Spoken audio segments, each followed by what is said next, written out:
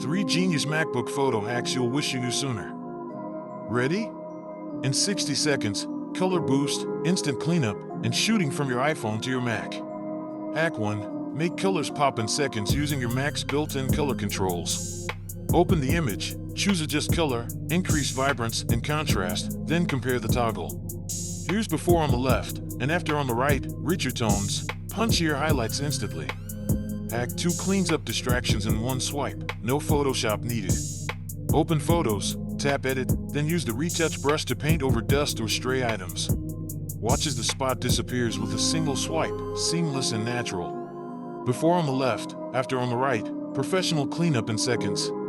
Hack 3. Use Continuity Camera to shoot from your iPhone directly into your Mac app. Right-click in an app, choose Import from iPhone, shoot on the phone, and watch the photo appear instantly.